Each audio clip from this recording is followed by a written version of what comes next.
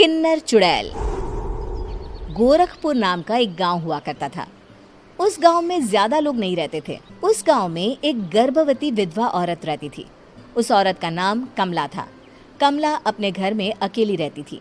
उसके पति की सारी जायदाद उसके नाम हो गई थी, पर सभी गांव वाले उस औरत को मनहूस औरत समझा करते थे और सभी उससे नफरत किया करते थे। एक बार कमला राशन की दुकान पर खाने का सामान खरीदने जाती है। भैया जी, जरा 1 किलो दाल चावल देना। अरे हाय हाय हाय हाय हाय हाय! अरे मनहूस औरत, मेरी दुकान में अपशुगन करवाने आ गई क्या? हैं? चल जा यहाँ से। मैं कुछ नहीं देने वाला हूँ तुझे। भाग भाग यहाँ से, चल जा, निकल। भैया जी, ऐसा मत कहिए। मैं गर्भवती हूँ, मुझे खाने की बहुत जरूरत है। मुझे खाना दे दीजिए। दुकानदार कमला को वहां से धक्के मारकर भगा देता है। तभी कमला रोते रोते उस गांव के किन्नरों के इलाके में आ जाती है। गांव वाले किन्नरों को उसी इलाके में रखा करते थे, क्योंकि वो लोग किन्नरों को पसंद नहीं करते थे और उनके इलाके में रहने से मना करते थे। तो किन्नरों ने उसी गांव में अपना एक इलाका बना लिया था। जब किन्नर लोग देखते हैं कि एक गर्भवती महिला रोते रोते उनके इलाके में आ गई है, तो सारे किन्नर कमला के पास जाकर उसका हाल पूछने लगते हैं। क्या हुआ बहन, तुम्हारी गर्भवती अवस्था में इतनी बुरी हालत कैसे है? तुम रो क्यों रही हो? तुम डरो मत, हम तुम्हें कोई नुकसान नहीं पहुंचाएंगे। तुम शांत होकर सब बताओ कि हुआ क्या है। मैं कमला हूँ। मैं गांव के दूसरे इलाके से आई हूँ। 2 महीने पहले ही मेरे पति की मौत हुई है। मुझे गांव के लोग मनहूस मानते हैं, क्योंकि मैं विधवा हूँ और गर्भवती भी। वहाँ के लोग मुझे खाने के लिए कुछ बेचने के लिए भी तैयार नहीं, जिससे मेरा गुजारा नहीं हो रहा था। कोई बात नहीं कमला, हम तुम्हारा ख्याल रखेंगे। किन्नर लोग कमला को एक खाली घर में रहने के लिए जगह दे देते हैं और उसकी देखभाल भी करते हैं। कुछ ही महीने बाद कमला अपने बच्चे को जन्म देती है, पर अफसोस, कमला बच्चे को जन्म देते ही अपनी जान गंवा देती है। जब सब किन्नर बच्चे को देखते हैं तो बहुत खुश हो जाते हैं, क्योंकि वो बच्चा भी किन्नर ही था। कमला ने एक किन्नर बच्चे को जन्म दिया था। अब इस बच्चे की देखभाल कौन करेगा? हम तो इस बच्चे को गांव के दूसरे इलाके में भी नहीं भेज सकते। और तो क्या हुआ, इस बच्चे की माँ नहीं रही तो हम इसे पालेंगे। अब ये हमारे इलाके में रहेगा, हमारे साथ रहेगा।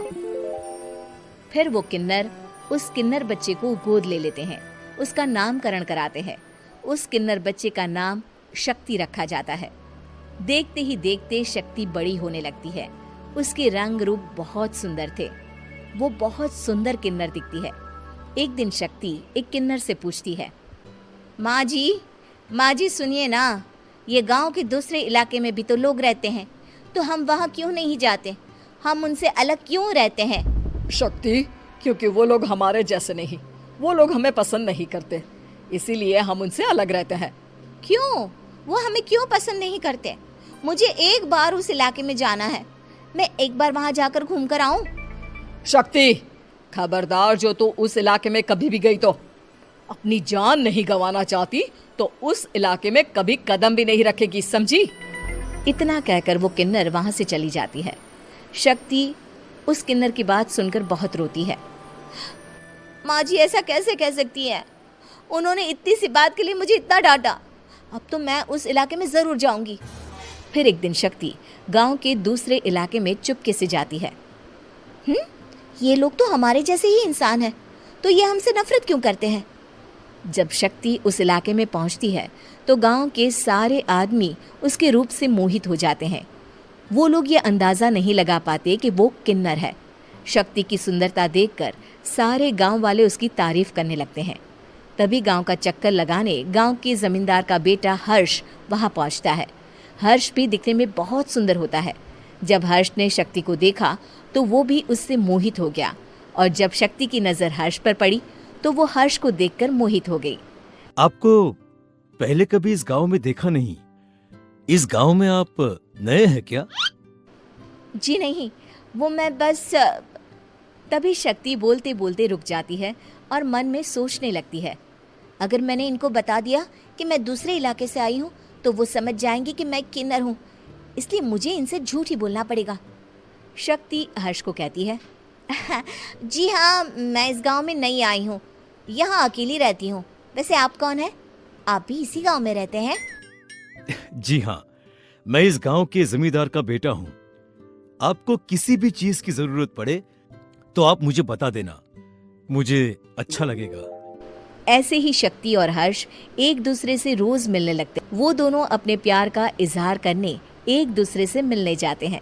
तभी शक्ति का पीछा करते करते एक किन्नर वहां आ जाती है। शक्ति, शक्ति, मैं तुमसे बहुत प्यार करता हूँ। मैं तुमसे शादी करना चाहता हूँ। क्या तुम मुझसे शादी करोगी? हाँ हर्ष, मैं तुमसे शादी करूंगी, पर मैं तुमको अपने बारे में एक सच्चाई बताना चाहती हूँ जो मैंने तुमसे छुपा कर रखी है। तभी उनके बीच में ही वो किन्नर आ जाती है। शक्ति, तेरी हिम्मत कैसे हुई ऐसा करने की? वो किन्नर शक्ति को खींचकर गांव के जमींदार के पास ले जाती है। हर्ष भी वहां शक्ति को बचाने के लिए पहुंच जाता है।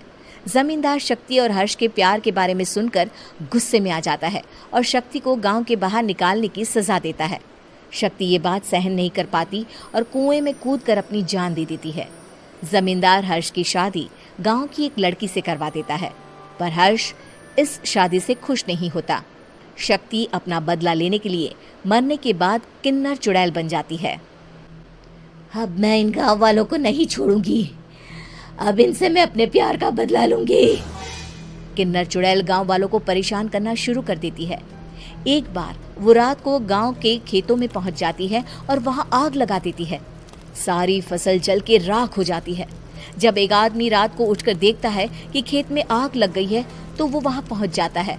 वो देखता है कि खेतों के बीचों बीच एक किन्नर चुड़ैल खड़ी है और वहां खड़े होकर ताली बजा रही है। गांव वाला किन्नर चुड़ैल को देखकर बेहोश हो जाता है। जब सुबह उस आदमी को होश आता है तो वो सीधा जमींदार के पास जाता है।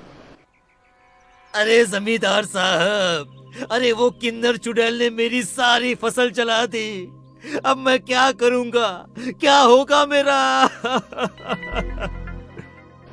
जमींदार चुड़ैल किन्नर का नाम सुनते ही सब कुछ समझ जाता है।